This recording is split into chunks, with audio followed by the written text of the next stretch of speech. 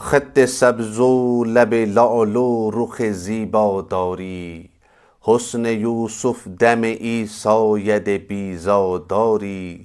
شیوه و شکل و شمایل و حرکات و سکنات، آنچه خوبان همه دارند و تو تنها داری.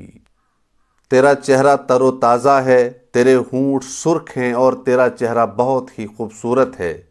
تیرے پاس یوسف علیہ السلام کا حسن ہے اور تیرے پاس حضرت عیسیٰ علیہ السلام کا دم ہے اور تیرے پاس موسیٰ علیہ السلام کا ید بیضا ہے۔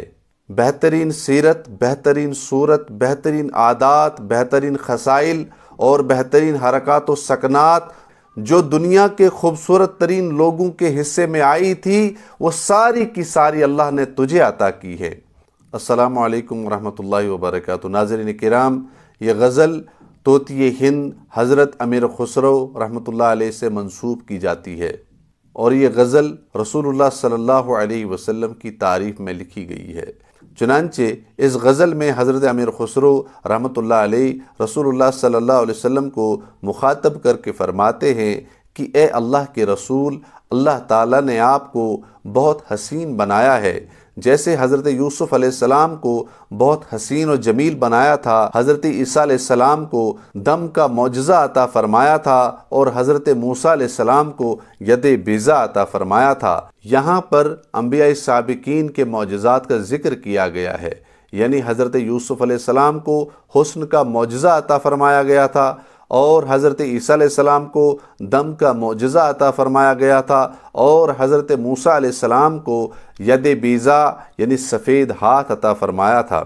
حضرت عیسیٰ علیہ السلام دم کے ذریعے سے بیماروں کو ٹھیک کیا کرتے تھے۔ یہاں پر رسول اللہ صلی اللہ علیہ وسلم کو مخاطب کر کے کہا جا رہا ہے کہ اے اللہ کے رسول، اللہ تعالیٰ نے جو انبیاء سابقین کو معجزات عطا فرمائے تھے، وہ سارے کے سارے آپ کو عطا کیے گئے۔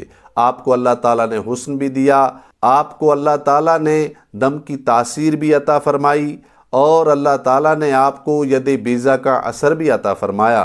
گویا رسول اللہ صلی اللہ علیہ وسلم کے اندر یہ تمام صفات جمع کر دی گئی، اور مزید فرمایا جا رہا ہے کہ انبیاء سابقین میں جو بہترین خصائل تھے، ان کی شکل و صورت، ان کی بہترین سیرت، ان کی حرکات اور سکنات کو اللہ تعالیٰ نے آپ میں جمع کر دیا، یعنی اللہ تعالیٰ نے یہ تمام چیزیں آپ کو بیک وقت عطا فرمائی، یعنی یہ معجزات اور یہ کرامات جو تمام انبیاء میں منقسم تھی، وہ آپ میں مجتمع کی گئی۔ اللہ تعالیٰ ہمیں رسول اللہ صلی اللہ علیہ وسلم کے نقش قدم پر چلنے کی توفیق عطا فرمائے اور ہم سب کو قیامت کے دن اللہ کے رسول صلی اللہ علیہ وسلم کی شفاعت نصیب فرمائے۔ وآخر دعوانا ان الحمد للہ رب العالمین۔